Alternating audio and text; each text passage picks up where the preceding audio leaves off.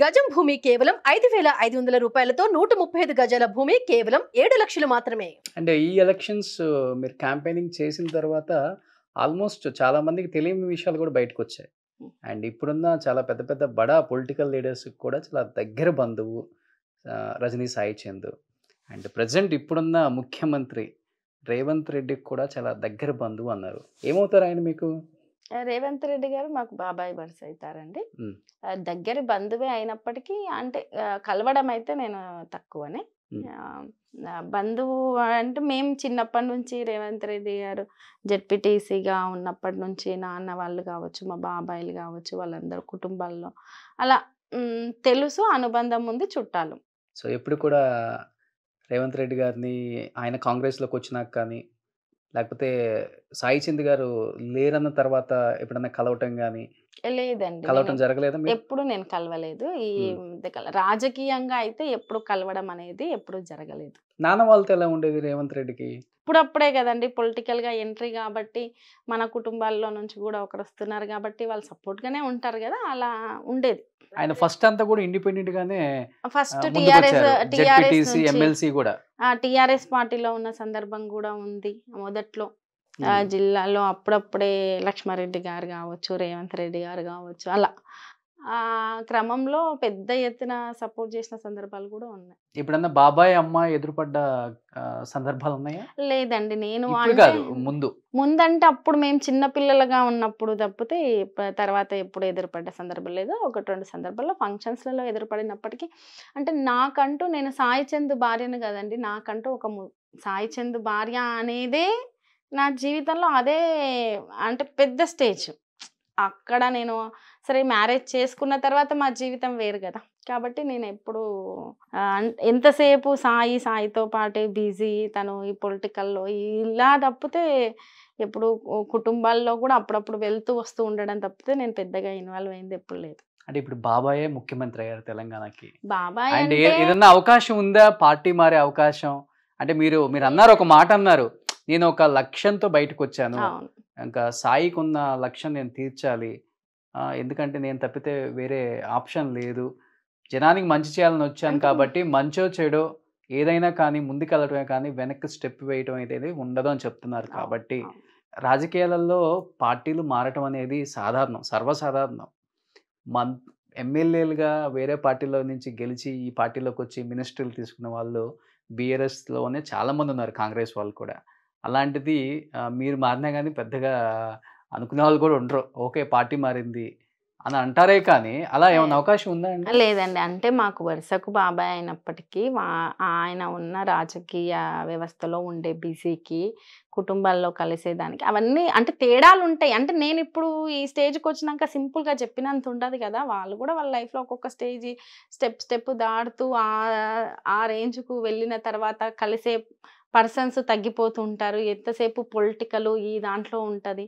ఇప్పుడు నేను కూడా చూశాను కదండి నా లైఫ్లో. ఇప్పుడు నేను కూడా మా బంధువుల్లో కూడా నేను చాలామంది తక్కువ మంది కలిసిన వాళ్ళు కూడా ఉన్నారు కదా, అంటే కలుస్తూ ఉండడం, ఎప్పుడో ఒకసారి కలవడము అలా తప్ప. అయితే రాజకీయాల్లో పార్టీలు మారడము, రాజకీయాల్లో ఫైనాన్షియల్గా బాగా సెటిల్ అయ్యి రాజకీయాలు చేస్తే ఒక రకంగా ఉంటుంది, వారసత్వంగా రాజకీయాలు పుణికిపుచ్చుకొని చేసే రాజకీయం ఒక రకంగా ఉంటుంది, కింది స్థాయి నుంచి చాలా కష్టపడుతూ వస్తూ చేసే రాజకీయం ఒకలాగుంటది.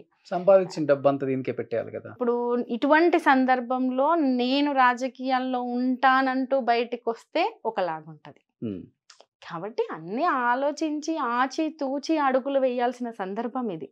ఎందుకంటే అంత ఈజీగా రాజకీయం చేస్తానంగానే పబ్లిక్ రిసీవ్ చేసుకోరండి ఎవరినైనా. ఒకవేళ రిసీవ్ చేసుకున్నా అది టెంపరరీ రిసీవింగే అవుతుంది. కాబట్టి నేను రాజకీయాలు ఎలా ఉన్నాయో రాజకీయాలకు నాదైన ఆలోచనను జోడించే రాజకీయం చేస్తాను. అంటే ఇప్పుడు ఎటువైపు, బీఆర్ఎస్ వైపా లేకపోతే కాంగ్రెస్ వైపు ఏమైనా చూస్తున్నారా?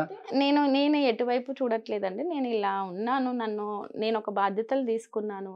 సాయి తెలంగాణ ఉద్యమం తర్వాత బీఆర్ఎస్ పార్టీతో అనుబంధమై పనిచేశాడు. సాయి లాంటి వ్యక్తికి రాజకీయాల్లో అనేక అవరోధాలు ఎదురైనాయి.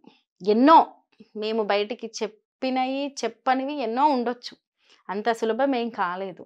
ఒకవేళ సాయికి అలా అవరోధాలు ఎదురు కాకుండా ఉంటే సాయి ఏ స్థానంలో ఉండేవాడో కూడా అందరికీ తెలుసు.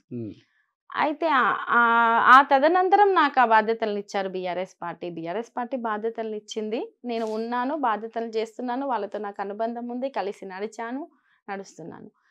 ఇప్పుడున్న కాంగ్రెస్ ప్రభుత్వం నన్ను బాధ్యతల్లో నుంచి తీసేసింది. ఇక్కడ వరకు ఇలా ఆగిపోయింది. సో ఫస్ట్ అసలు బాధ్యతల నుంచి తీయటం ఆలస్యం, రజనీ సాయి చంద్తో సహా అని అంటే అక్కడ కూడా రజనీ సాయి చంద్ హైలైట్ అని కాదు, అంటే ఇన్సిడెంట్ అనేది ఇప్పుడిప్పుడే జరిగింది కదా ఒకటి. అయ్యో ఇలా జరిగిన తర్వాత ఆమె తొందరగానే బయటికి వచ్చింది కదా ఏదోలా ధైర్యం చేసుకొని అనేది ఒకటి ఉండొచ్చు. లేదు రాజకీయాల్లో అబ్బా మగవాళ్ళే నెగ్గలేని పరిస్థితి, డబ్బున్న వాళ్ళే నెగ్గలేని పరిస్థితి, ఈమెలా ఈ బాధలో నెగ్గగలుగుతుంది, ఏం చేస్తుంది అని ఒక రకంగా అట్లా ఒక్కొక్కరికి ఒక్కొక్క ఆలోచన ఉంటుంది కదండి ఒక ఇన్సిడెంట్ జరిగిన తర్వాత. అందుకని ఏమైనా తీసేసారే అని కూడా ఆలోచించుండొచ్చు.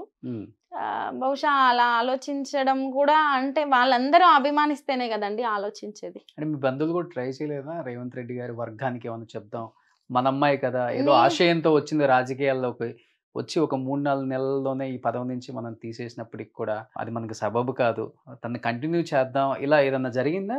ఈ రోజు వరకు నేను సాయిని మ్యారేజ్ చేసుకున్న తర్వాత అంటే నాకు ఆర్థికంగా మా కుటుంబం నుంచి కొంత సహకారం అందినప్పటికీ, అందలేదు అని కాదు అందింది, అంటే సాయి ఆశించలేదు కానీ నా మీద ఉన్న ప్రేమతోటి వాళ్ళు కొంచెం సహకారం అందించారు. అది ఒక్కటి తప్ప ఏ రోజు నేను అంటే సాయి ఉన్న బిజీ వేరండి.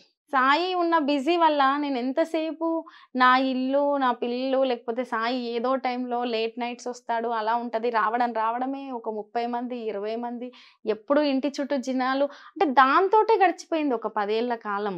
అంతే తప్ప నేను ఎక్కువగా బంధువుల సైడ్ వెళ్ళి ఎక్కువగా లోతుగా విషయాలు వెళ్ళి లేదు, వాళ్ళ కుటుంబాలతోటి ఎక్కువగా కలిసి ఉన్నది కూడా నేను లేదు వాస్తవానికి చెప్పాలంటే, చాలా తక్కువ.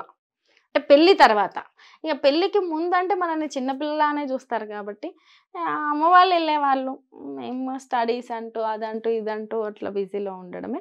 ఎవరు బంధువులను ఇప్పటి వరకు నేను సంప్రదించలేదు, వాళ్ళు సంప్రదించలేదు. సహజంగా అంటుంటారు అయ్యో ఎదురుబడినప్పుడు, ఈ మధ్యకాలంలో ఎవరికైనా ఇన్వైట్ చేస్తే ఎదురుబడినప్పుడు మన వాళ్ళుగా అలా మాట్లాడుతుంటారు. నేను దాన్ని పెద్దగా వాళ్ళు సహజంగా మాట్లాడుతుంటారని విని వచ్చేయడం అంతే.